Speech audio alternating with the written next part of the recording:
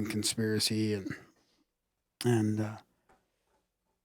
that of course leads to a lot of other stuff. I think Darren's got a different answer than that. I'm not a big conspiracy guy, really. I wasn't. But my big two would be vaccines and 9/11. I mean, fuck, when we start the show, I'm not a big conspiracy guy. I'm just sort of, and if it wasn't for my wife, I wouldn't even have opened up my eyes on vaccines. I mean, she's the one who got me going on that. But before I was fully down the vaccine rabbit hole, I went down the 9/11 rabbit hole. And this is like 3 or 4 years ago. I mean, when we start the podcast, I'm not a big conspiracy guy. I remember when we had fucking Karen Hudez on, and I could barely contain myself from bursting out laughing with some of the stuff she was talking about. And now today, getting into like pedophilia I would be stuff like on board with all of it, 100%. Yeah, that's a good point. That's a really good trend. That's a really good example, right? Yeah, that was like episode 6 or something like that. Most of that shit, I'm like, there's no way. And now I could listen to that episode tomorrow and I'd be like, oh yeah, yeah. I'd like to have her on again, to be honest. Let me ask you guys this. How old are you? Because I honestly I didn't really look that deep into it, but how old are you guys? I don't think you'd be able to find that anywhere. I'm 48. I'm 37. Okay. Yeah, I'm 34. I was just curious. That makes sense with the 90s thing. I mean, for me, like 9/11 was like my first thing that really kind of shook me up. I was in high school when it happened, and like I would say a year or two later, I was kind of looking into it. I started looking into 9/11 in like 2015. Okay. Some people still haven't really. So. It was a fucking rabbit hole too. Like you got to think, I'm on YouTube. I type in 9/11 conspiracy. It's like, brrr.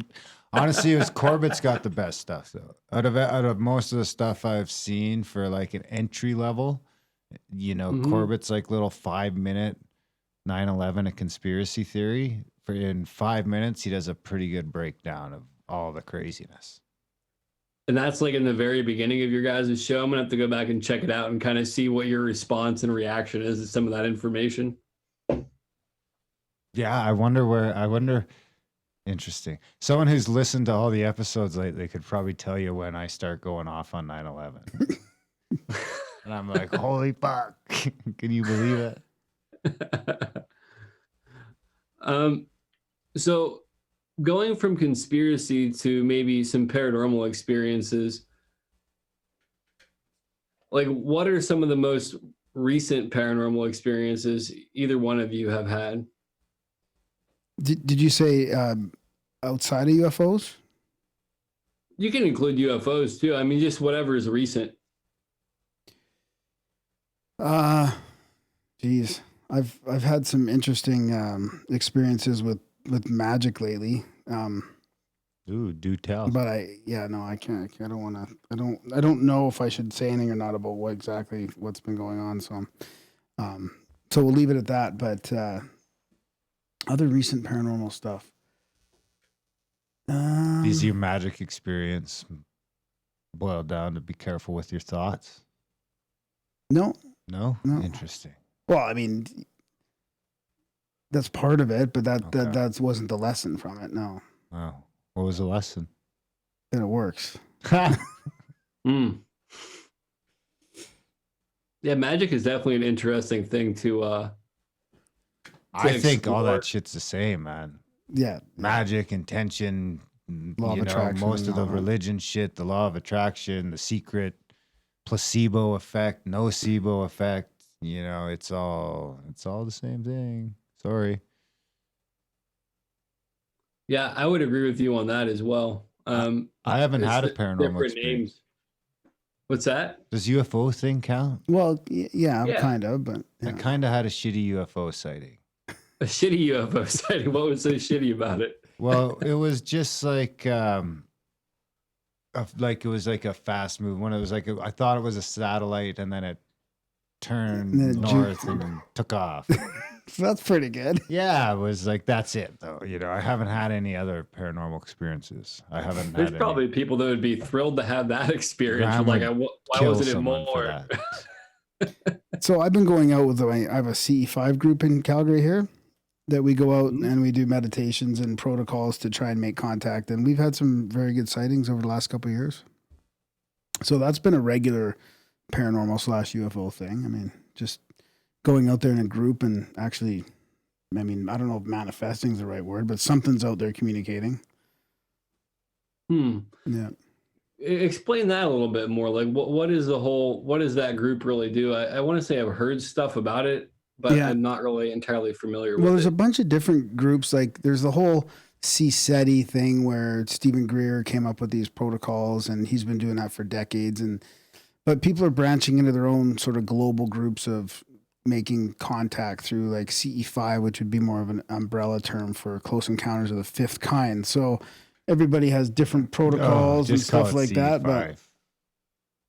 Sounds better as CE5. Don't well, call I'm it just close encounters of explaining the that fifth there's a kind. meaning Okay. behind the CE5. Oh, you should have just left that in the box.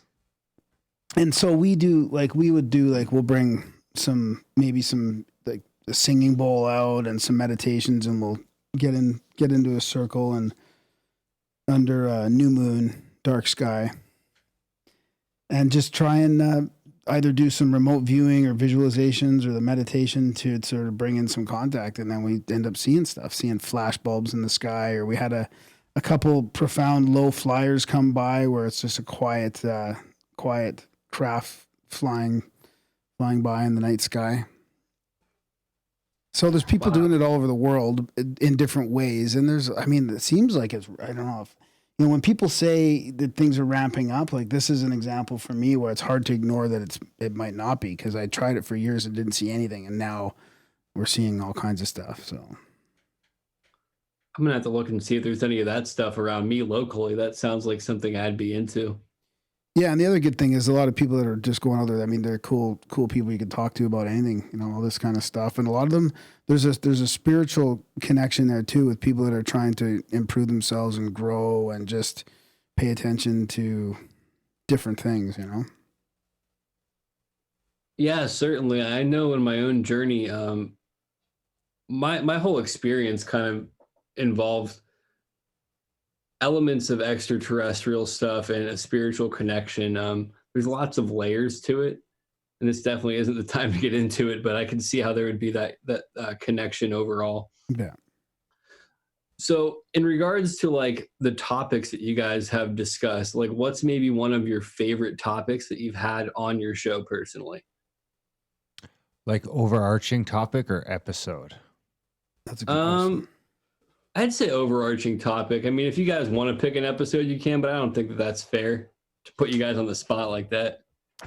I would say probably that's a tough question. I mean, Darren's into the simulation theory, the digital. Yeah, and the science stuff and Earth mystery stuff is big for sure. Yeah, Earth mystery, but I also like the consciousness stuff. I mean, to be honest, I'm probably the least interested in the paranormal. Okay. And conspiracy, it would seem. Honestly, yeah. I'm more interested in the ancient mysteries or the Randall Carlson stuff, alternative history, or the consciousness research, and which you never would have thought of going into it, but here we are. Do you find a lot of that stuff though ends up being linked in some way anyhow? It's all a war on consciousness. I mean, that's kind of what we've said for a couple of years now, as it boils down to kind of a war on our consciousness, I think. Well, I would definitely agree with that. Media or whatever, or prohibition. Yeah. Whether that's to do with, cover-ups or just distractions or people, bunk science experiences, Hollywood. It seems to just be all about some sort of level of deception, whether it's intentional. Some of it's not even intentional, I think.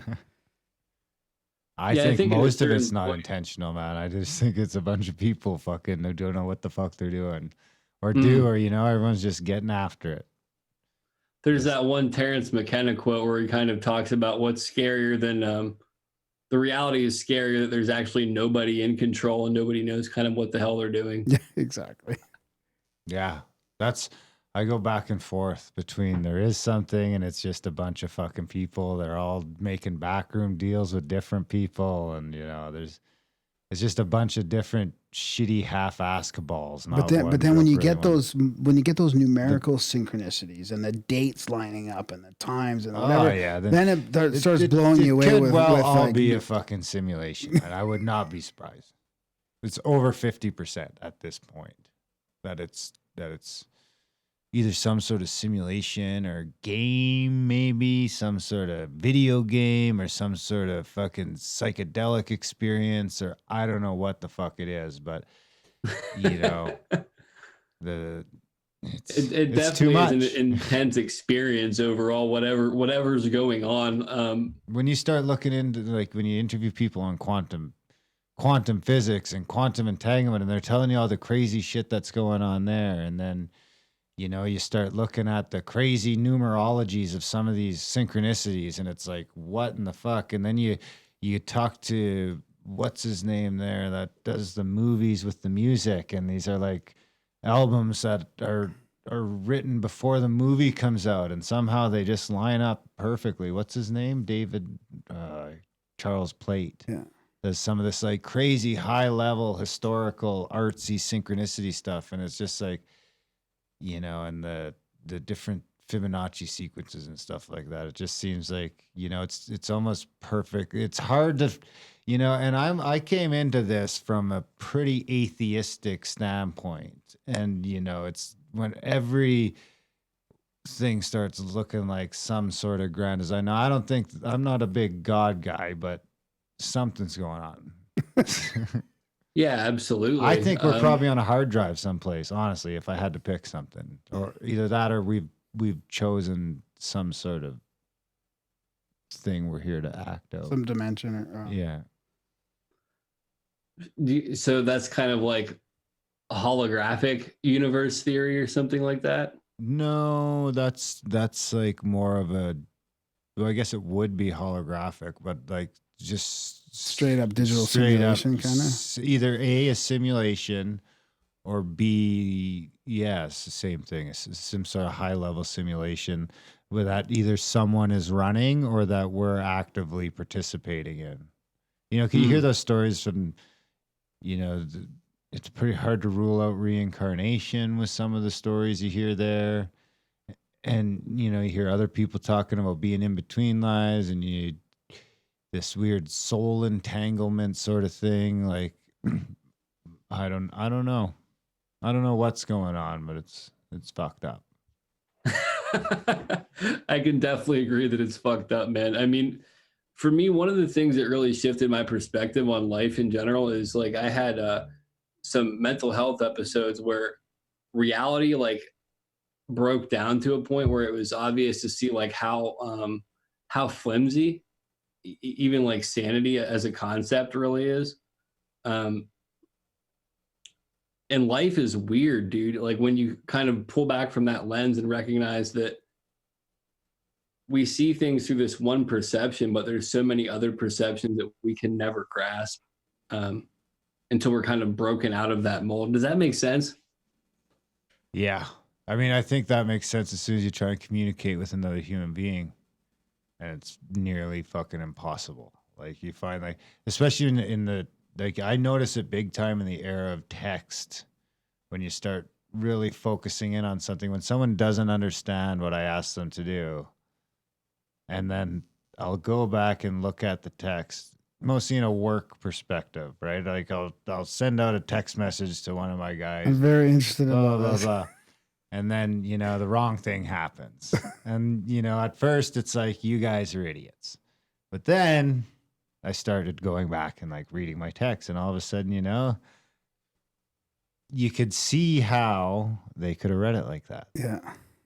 And then, I don't know if you're married or not, but or even a business partner or a close friend. I mean, you start to notice that if you really try and start breaking down, it's like, it's tough to get on the same page and visualize those sorts of things. Like your feeling and your intention when you text something might be completely different than the way they're receiving Oh it. yeah, or even when you're talking, I think. Yeah. Even when you're trying to explain things, I think, we just have our own story going through our head, and it's just like, I've been trying to really get more especially texting and stuff, like explaining stuff. oh yeah, and you gotta watch your commas and shit. Like that's the thing is when you don't put in commas, because you see why those shits are important. You don't need commas when you're talking to people because you have natural pauses and natural this and natural that. So that helps. And communication's tough enough when you're talking to people face to face, let alone when you're just sending them letters. And if you start if it's just one big run on sentence, they don't know where the thing is. Like, I mean, I'm a firm believer that married people shouldn't even text each other. Unless it's strictly logistical. You can't text feeling stuff. It just doesn't fucking work out. Sometimes text is a great way to misunderstand. Oh yeah, other. or even just Graham keep and I's saying relationship. love you, miss you, love you, miss you, love you, miss you. Like just, Even when Graham texts me, sometimes he triggers me because I don't know what the fuck. That's why I try and explain things properly. Because you do the same. I get a text. I'm like, what does that mean? Yeah. I'm like, what does that mean? What do you want me to do? Is it a question or a statement? Like that little question mark would have done a wonder at the end of that sentence. Oh yeah, when I wanted the coffee. And then I have to ask. And then I'm like, why am I having to ask for more information here? Yeah, the struggles. So how did you guys actually end up meeting and start doing this podcast? We met at work actually. And then we were kind of introduced to oh yeah, you guys might get along because you like these ancient mystery things. And then Darren was in the middle of watching Ancient Aliens, and I was listening to podcasts, and I was like, oh man, if you like that, you got to hear this podcast. And I sucked him into the podcast thing. Mysterious Universe. Yeah. And then we went to a symposium where we met a bunch of speakers of the type of people that we've had on the show. And it was a really cool community, and we had a blast, and we said, well, we could just do one of these podcasts, and then we just started it up.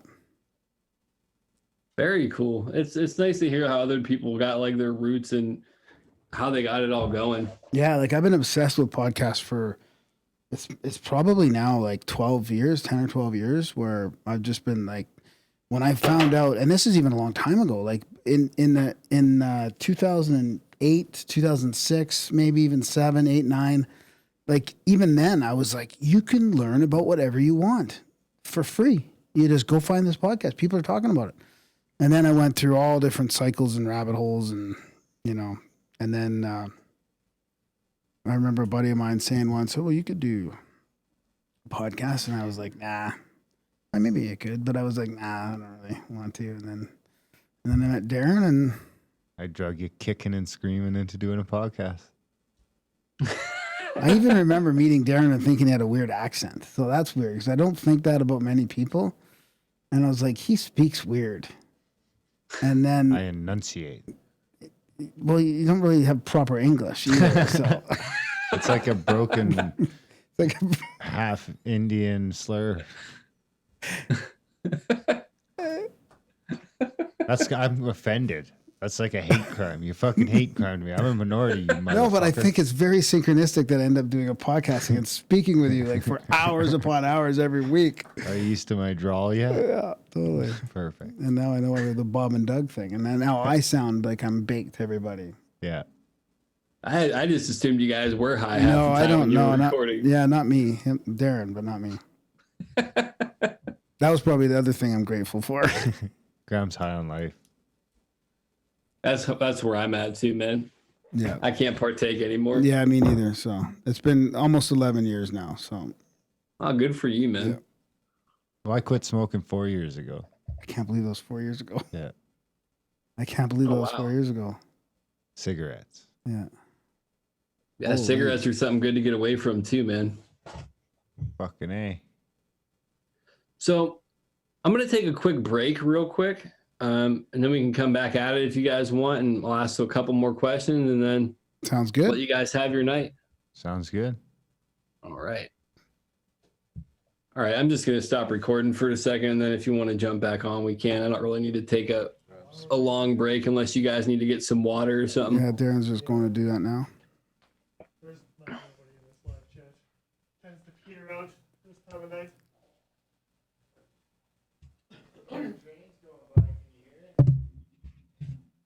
Can you hear the trains, Russ, at all? Or Not really, no. okay, good.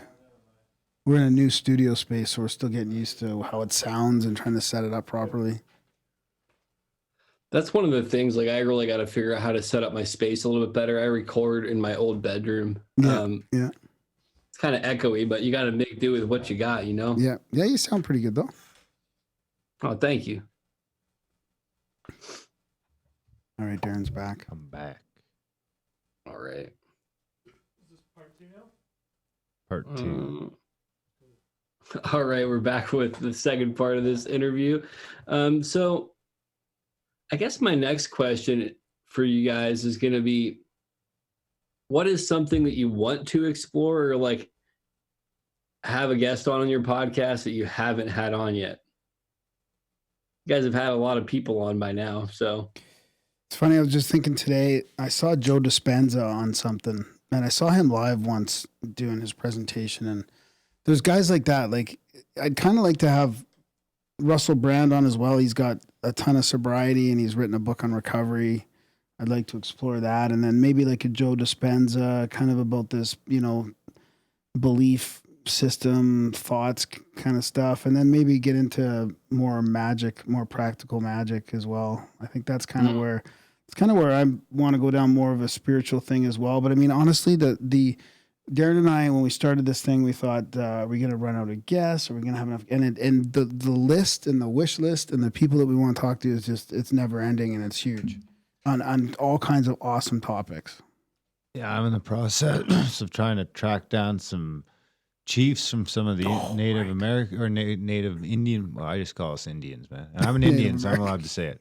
I'm tracking down some chiefs right now. I want to do a couple interviews of that in 2019, just to get some different perspectives on how they view the world, and get some culture instilled and stuff like that. And I also want to do a couple of darker interviews if I can find some people. I'm having trouble to talk about the whole Aboriginal women or Native Indian women in Canada and the USA getting kidnapped on a daily basis. There's like that whole stretch of highway where they disappear, correct? Yeah, that's right. Up in northern Canada, and they're throwing them on boats and taking them out of the country. Yeah, it's a thing, man. It's a thing that nobody's talking about. So I'm trying right now to find people to talk about it, but it's harder than you think.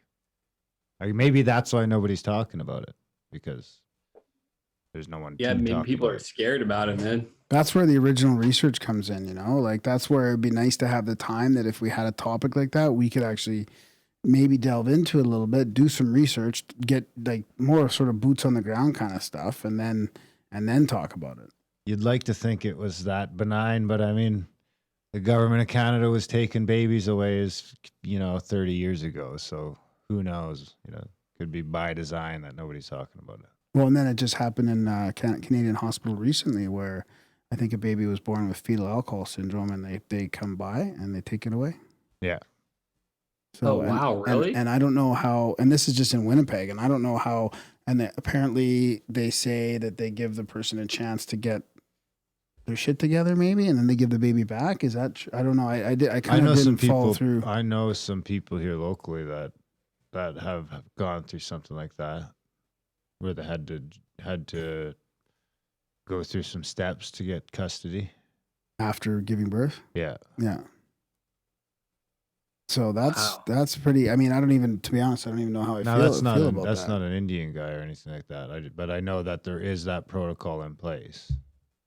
Even in Alberta? Yeah. Yeah, I know a guy personally that now it wasn't alcohol either.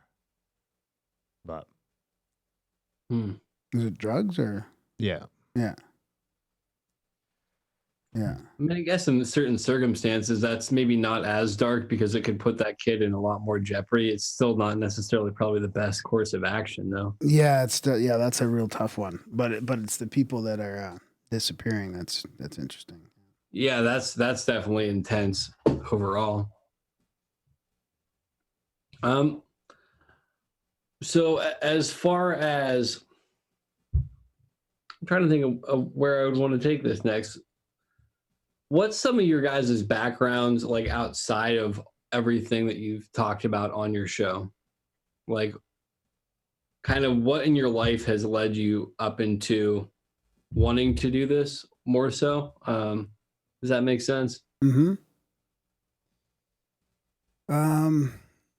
How far back are you talking?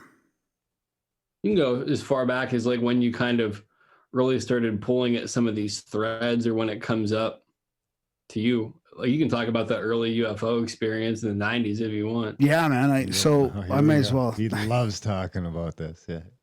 So I was in Israel, traveling around Europe and the Middle East, and I was staying at a rooftop hostel with, I think it was about 4 other people, a couple Kiwi girls, an English couple, and that might have been it at that time. But I mean, I was in and out of traveling with the groups of people and stuff, and we were on a rooftop hostel in Is that a racial slur? Tel do you think? Aviv. What's that? Calling Kiwi? them Kiwis. Nah, it's fine. You said that about Abo too, and it turned out to be very not fine. Yeah, well, it'll be okay. I think it's endearing.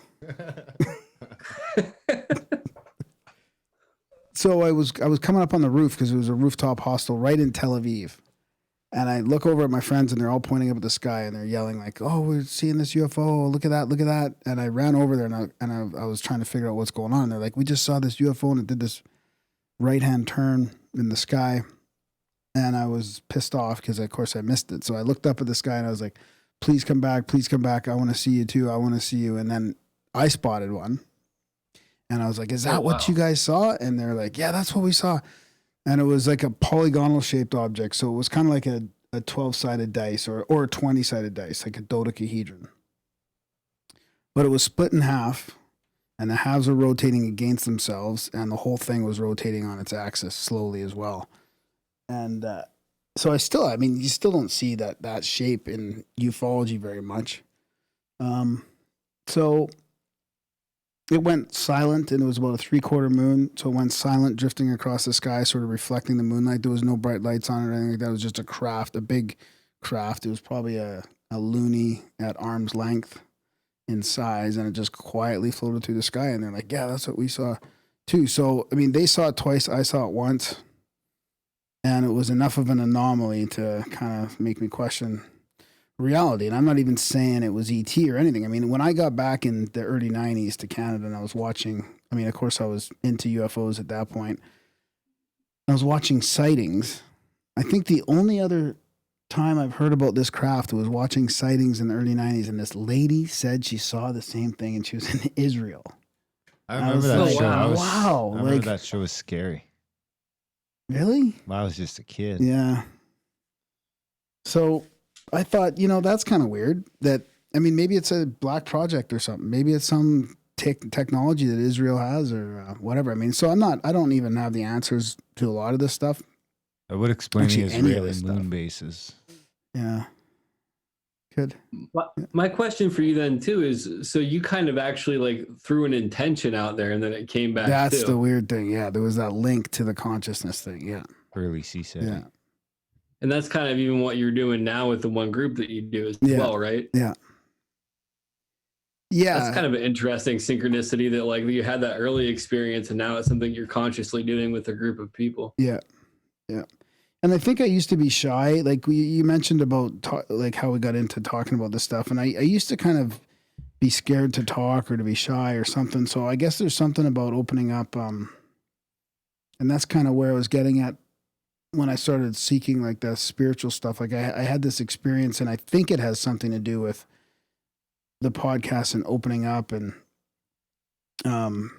is I was in this breath sound workshop. It's like a vision quest, but without drugs or anything like that. Mm-hmm. And I think what I had was a Kundalini awakening, but I didn't know that at the time, but all my chakras were spinning and there was energy flowing back and forth. And I remember how intense that was and feeling that something is like I always sort of believed that there was energy centers like chakras, but to feel them to physically spin and connect was pretty profound. And that's that I think that was really like now when I think back now, like that was at a time when it was probably just before all this started. Like I think that was an integral part of the path that we're on now. There's an interesting synchronicity there between my story and your story then too, because for me, like I was really shy before getting into podcasting and all of this stuff as well. And there was a different set of circumstances, but things in my life had to change. And then I kind of just started doing all of this in my own life. And it's really opened me up. Do you find podcasting to be therapeutic for you in some sense? Yeah, I think so. Yeah. I've always been loud and boisterous, I guess. So, So this just gives you a platform to be more of yourself? No, there's a history as well that Darren let us know. Didn't you used to record things in your tape yeah, I recorder used to or something? record stuff in my tape recorder with my buddy Trevi. Yeah. Record little radio shows, commercials. When did you fake start doing commercials. that? Oh, man. Must have been like grade 6. Grade 6. So or what grade year? 7. What year would that have been then? How old are you in grade 6? So my oldest is in grade 2. She's 7. 10 or 11. So you're 10 or 11 and you're talking Yeah. into a recorder trying Yeah. to pretend I you're remember it was radio like a little announcer. red dual cassette deck, and you could press the 2 buttons down and record, and then we could like play little music and stuff from the other cassette to make little spinners and stuff. Yep. And now I'm So- engineering the podcast. So what year was that? That would have been like 92, 90, Yeah, early 92, 90s, yeah. That's so cool.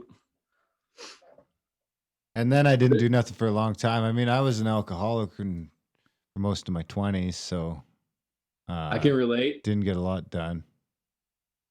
Then I got back at it. Got back at what? Producing fucking radio shows, baby.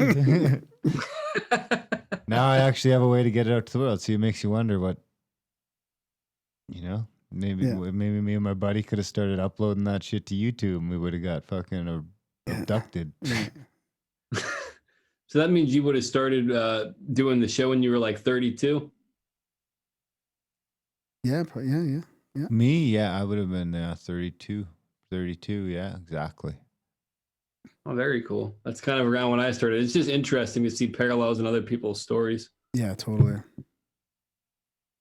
The show would So- be my middle child.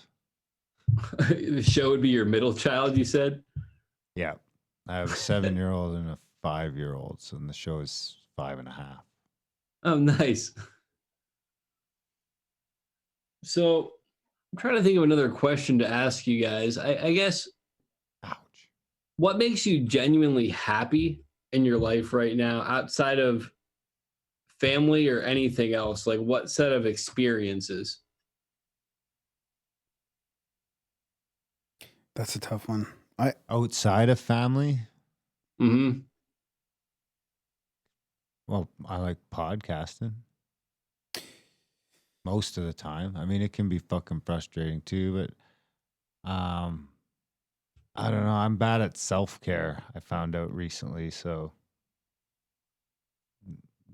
Like the internet self-care where it's like giving yourself bubble baths, or like the actual self-care of maybe like honest self-talk and stuff like that.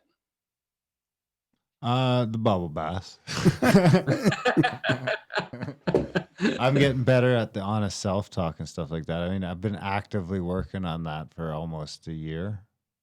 Like actively working on it for almost a year. I think with the podcast and marriage and family, all that stuff was naturally happening to a certain extent. Like each of those things sort of kicked it in a little bit more, but for the last year, it's been my main focus, sort of above all else. Which I has definitely respect that. made a bunch of other weird things happen that, gets crazy. I think for me, it's just having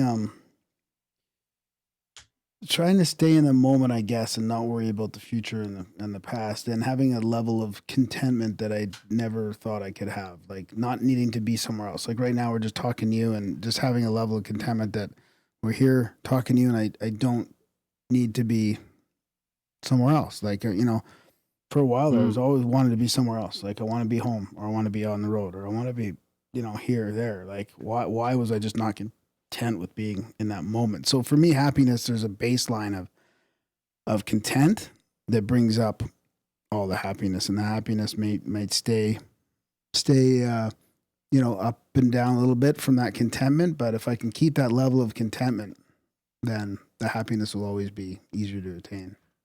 It's kind of like that whole Ram Dass concept of be here now and be present with everything. And when you're in the moment, you're kind of at your most alive and you're happy. Happiness isn't on the horizon. It's not in some distant place. Yeah. And I dig it. I've had moments of what I used to call bliss where, well, I still do call it that, but it just doesn't happen. It doesn't seem to happen as much, where you'd vibrate. Like I'd get this vibration or this chill.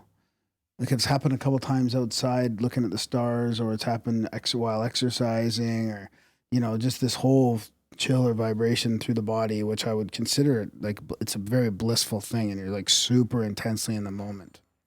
And that's kind of like, I mean, to me, I consider that really being happy, because I mean, I'm not happy using substances or anything like that. I don't do that anymore. So having that natural kind of that natural high is kind of like that. Yeah, absolutely. I have a question about that natural high thing. Have you ever, I assume that you've done psychedelics in your past at some point, correct? Yeah. Have you ever had these moments without any substances in you where it's almost kind of like that connection that you had in psychedelics of like feeling one with everything? Yeah, that's probably another way to describe what I'm talking about, I think. Yeah, it'd be that, like that blissful vibratory feeling what could be considered like, yeah, everything's right there right now, and you're kind of all connected. Yeah, dude, that's a heavy experience. The first time I had that, I was like, wow, I spent so many years of my life trying to capture this. Exactly. And just by living like a good life and kind of being in alignment with where I need to be and making the right choices and all this, it comes up naturally. Yeah. Yeah, because the problem I had with psychedelics is I was always expecting some crazy trip, and it was mainly disappointing. I mean, yeah, I had some some hallucinogens and all that kind of stuff, and I had, but a lot of times it's too bad you didn't get to a lot the of times point the where drugs you just could didn't do get it to with where reverence. Yeah. I mean, I probably did it a couple times. I mean, we had a couple acid parties. Like there was. I kept doing it after partying. Yeah. And that's when the reverence slips in. Yeah. Yeah. I don't want to hold you guys up too much longer, but I do have a couple more questions for you. You bet. Absolutely. Don't worry about us. What are your guys' experience with kind of like shadow work, in the sense of working on the darker elements of yourself and like bringing presence to them, but maybe not trying to suppress them directly?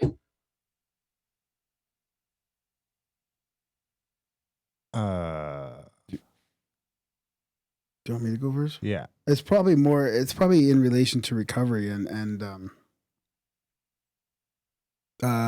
acknowledging that your defects and your ego and all these other aspects, so that you can start to clean it up, accept it and let it go and make amends. And I mean, a lot of the cliches that you hear in recovery, but a lot of that is working through your darker self. I mean, I think that, geez, I heard a podcast recently about this guy about archetypal addiction and the dark side and the shadow self and all that. It was on Aeon Byte, I think. And I'm gonna have to check that out. Oh yeah, it was fascinating, and it makes sense to me. Like, so I feel like that's part of the work. I mean, I haven't really done a lot of that since then, I don't think. I mean, I'm trying to work on the light side, not really, the shadow self. But I think that was part of like having to get clean and sober, was to work through that stuff. Yeah. Absolutely. I know. I didn't. I guess that was part of my getting sober too, but not really so much. I didn't really have to work through it so much. Yeah, I don't know if you'd cross the line into alcoholism. Like you might have drank I was alcoholically, but I partyism. don't know if you'd cross the line. Like I believe that, and this guy in that episode on A and Bite talks about it too. And it's what I learned in treatment was this. There's this pickle line, right, where you cross over and you can't really go back. Mm-hmm. And there's some people that aren't necessarily over that line, but their problem, there's problems, but Yeah. I mean, you might have fallen under that category. I don't know. Because you kind of just you just kind of left alcohol, but you didn't really and you sometimes do it now and again, like you drink now and again. I don't know when the last time was, but I had 3 beers in Oregon. that was that last time. It was Yeah. like, so that was May last Yeah. year. Yeah. So I mean,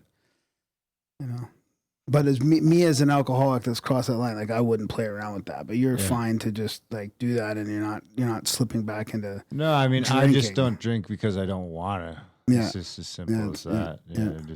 I've been down that road, Yeah. Been down that road. So, in regards to the shadow work, have you noticed that when you've done that and kind of cleaned your side of the street, that you kind of get access to maybe a deeper connection with something, spirit, the universe, whatever you want to call it? Well, probably everything, Yeah. 100%. because it's all like projection. Most of your problems are projection, probably, or it's Absolutely. there's plenty of triggers out there, but you can't fall into the blameism game. This is kind of since you brought up recovery, I'm gonna make an assumption that you worked a 12-step program at one point. Yeah. Yeah. Do Yeah. you find that to be esoteric or occult in any way, or at least have some underpinnings of some of that? Well, when I was, I think I was lucky in a way because I had some meditation practice before I got sober, and I had some spiritualness or interest in spirituality. So when I found out that the 12 steps were a spiritual program, I was quite like, because at first I was just resisting, of course, steps. Are you kidding me? But then when I found out, like you surrender, the principles behind it, not the religious aspect, but the principles behind it, surrender and let it go and acceptance and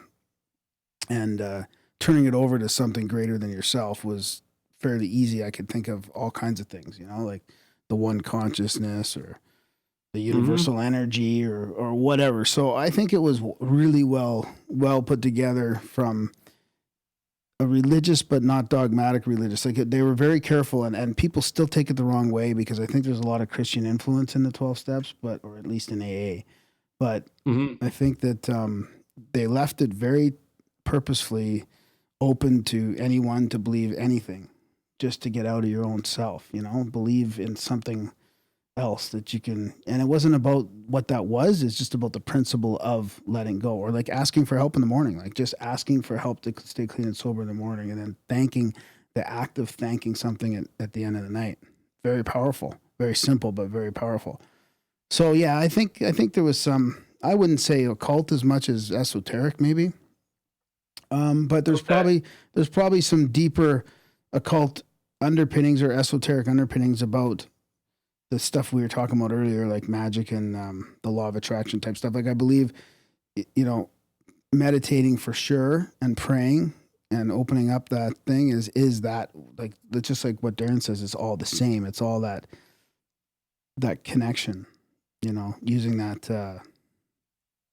I mean, I think it sounds all cliche, but like a vibration or, whatever's you're thinking is coming back, focusing on the positive instead of the negative, all that kind of stuff. I just started reading the Kabbalion, and it's just talking about how it's all just an infinite scale of vibrations. Really? Yeah. That's a fascinating book, man. So far, I haven't read it. So can we get the author on, or?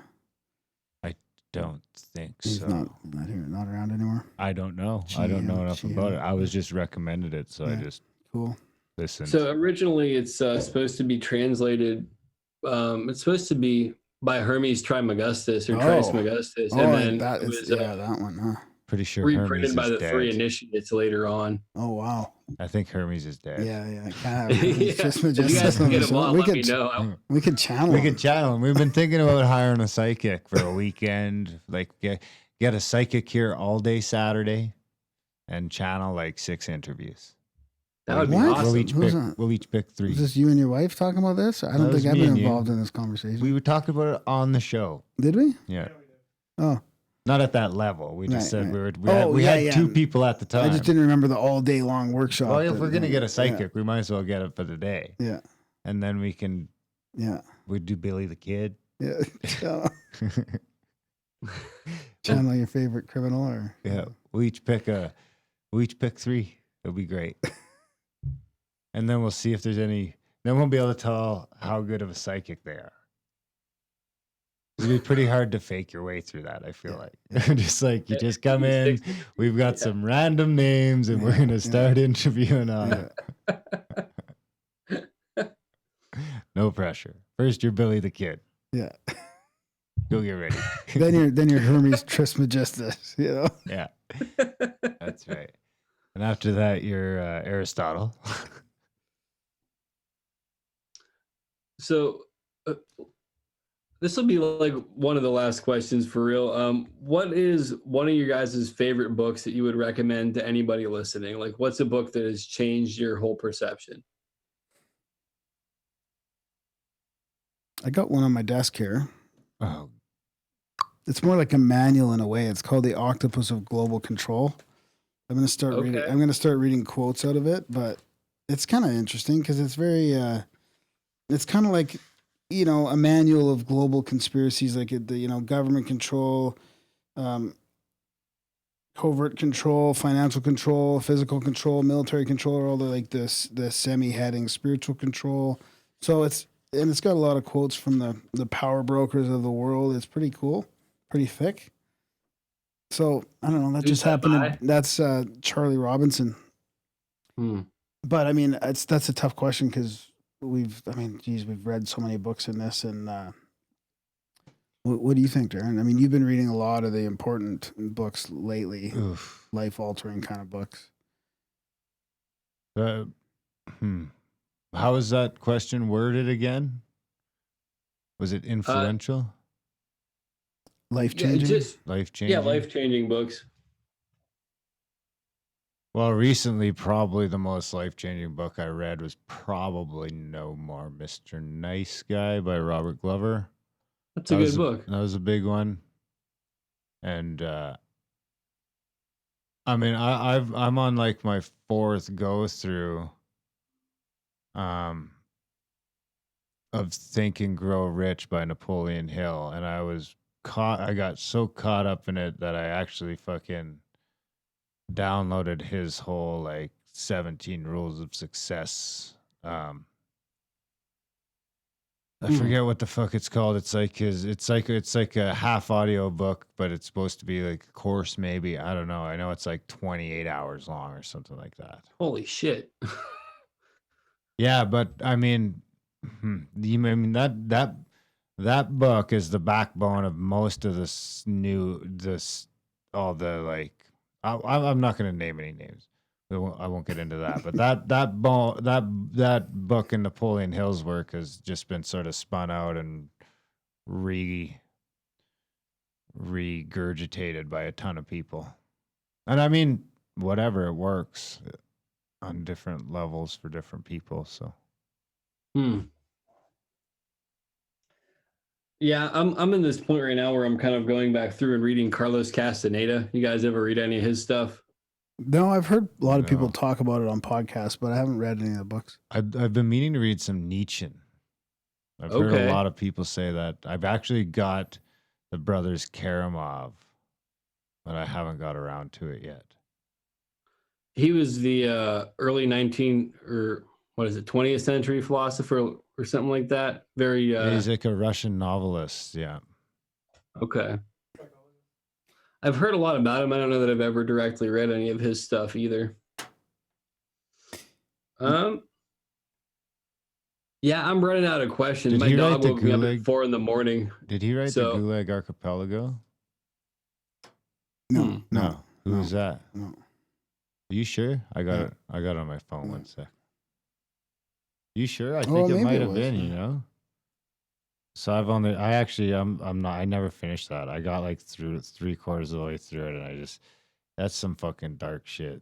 No, that's Solzhenitsyn. Yeah. Solzhenitsyn. All right. Well, thanks I don't for recommend yeah. that book. Thanks for having us on. Oh, thanks for coming on, guys. I really appreciate it. One of the things that I like to do is kind of let the guests end the show in their own fashion. So if you guys want to take us out, you're more than welcome to. All right, guys. Thanks for listening, and we'll see you next week.